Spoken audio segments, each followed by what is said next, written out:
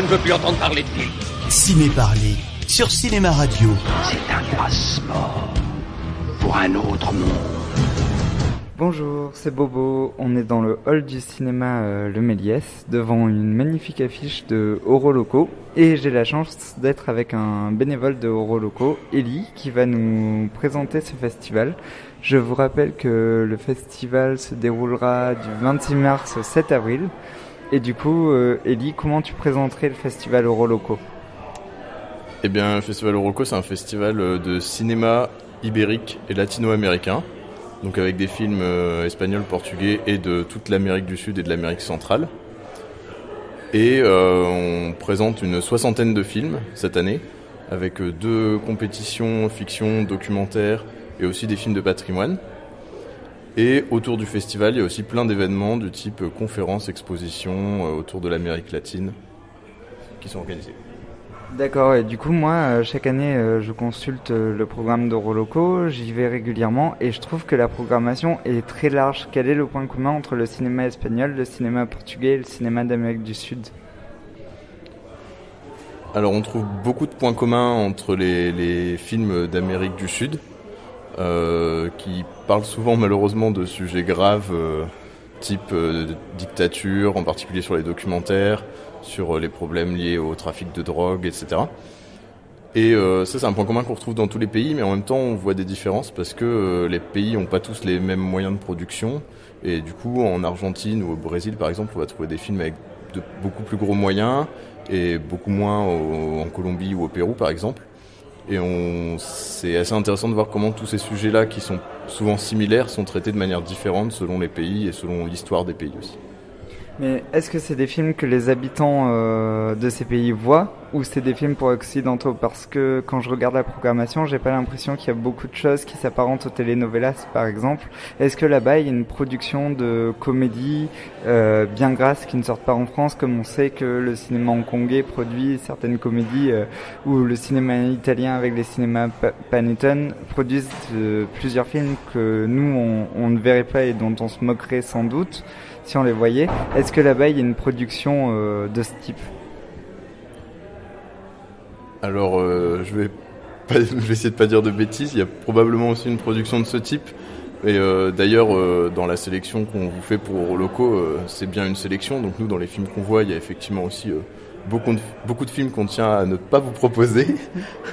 Et donc oui, nous on fait vraiment une sélection des films qu'on trouve les meilleurs, mais pas forcément pour viser un public occidentaux, mais plutôt des films qui parlent des pays ou qui sont des bons films aussi, des fois indépendamment du pays dans lequel ils ont été produits.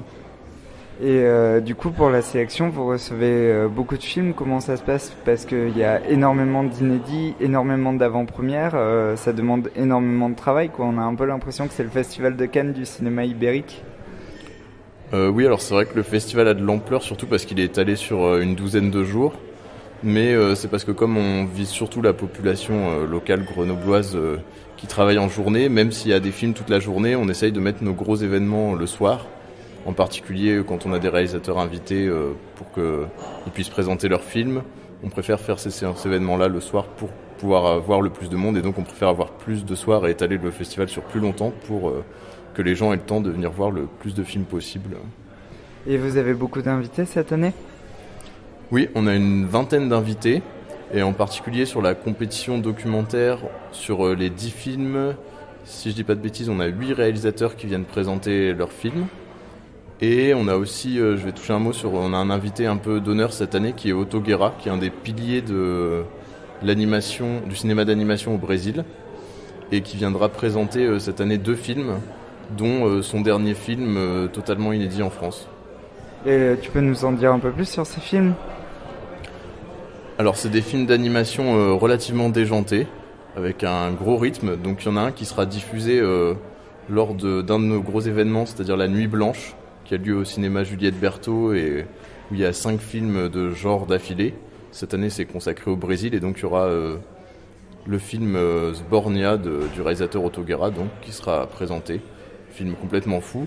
Et son dernier film qui s'appelle La Cité des Pirates est assez différent, un peu fou aussi, mais c'est un peu un film un peu une autofiction, parce que c'est le réalisateur qui se met en scène pour décrire sa difficulté à produire un film d'animation adapté d'une bande dessinée sur des pirates. Et ça parle aussi de plein d'autres sujets, dont la difficulté de produire un film au Brésil et aussi les questions de transgenre, puisque l'auteur de la BD dont est adapté le film est transgenre. Ah, ça a l'air très très alléchant ça. Et du coup, il y a une sélection de films de fiction, une sélection de documentaires et une sélection de films du patrimoine. En gros, c'est ça qui se répartissent entre la faculté, le cinéma Juliette Berthaud, le cinéma Le Méliès et un peu l'agglomération grenobloise. En gros, c'est ça.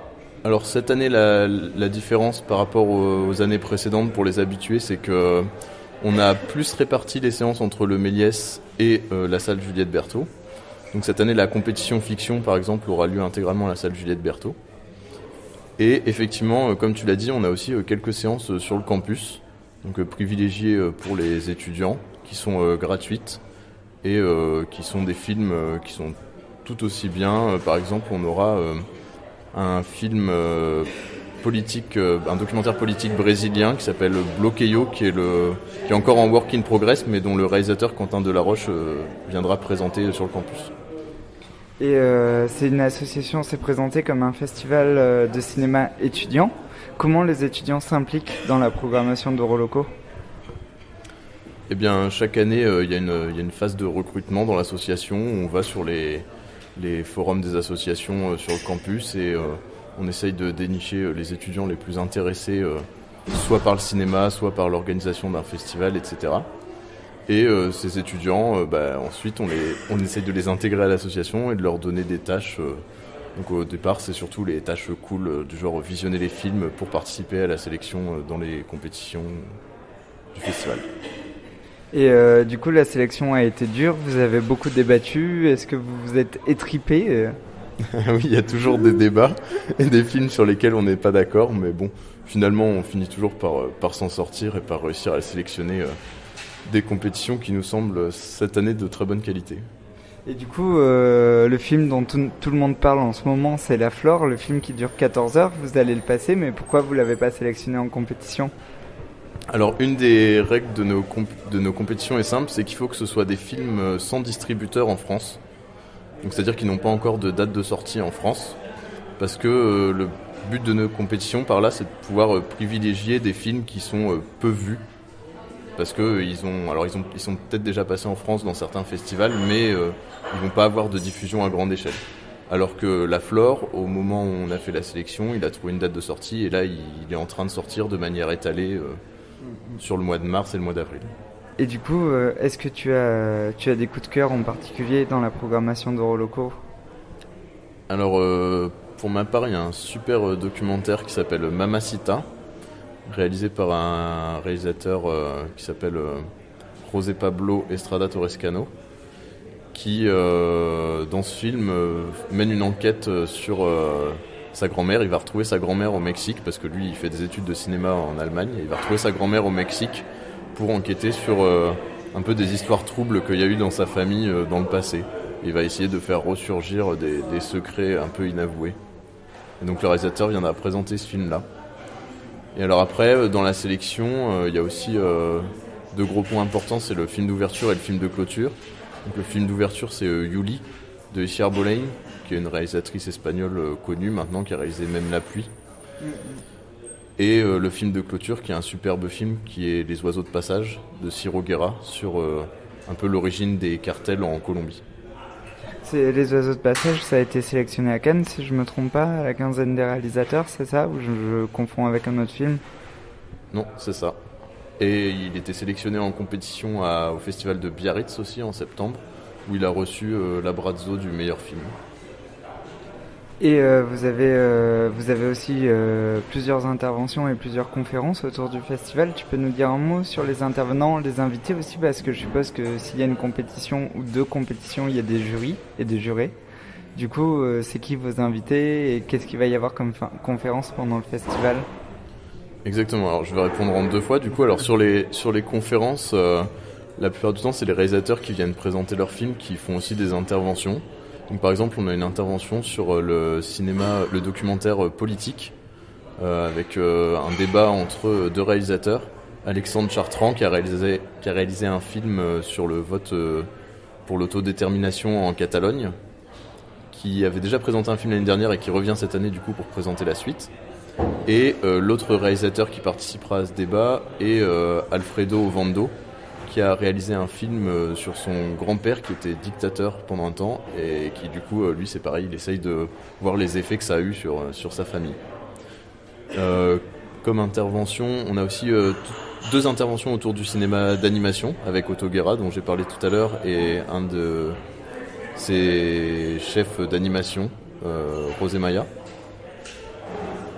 Voilà, et ensuite il y a divers ateliers, conférences qui vont de la conférence sur les animaux de compagnie dans le cinéma d'horreur latino à d'autres conférences sur... je l'ai plus en tête, je peux tricher.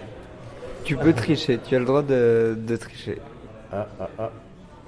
Un débat avec deux distributeurs de films sur la distribution en France des films latino-américains.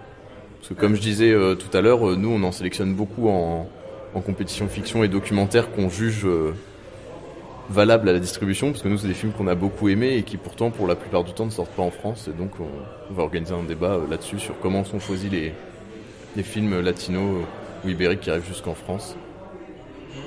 Mais pourtant, moi, simple spectateur lambda, j'ai l'impression qu'on en voit quand même pas mal, quoi. C'est pas les pays les plus oubliés au niveau de la cinéphilie comparé au continent africain, par exemple.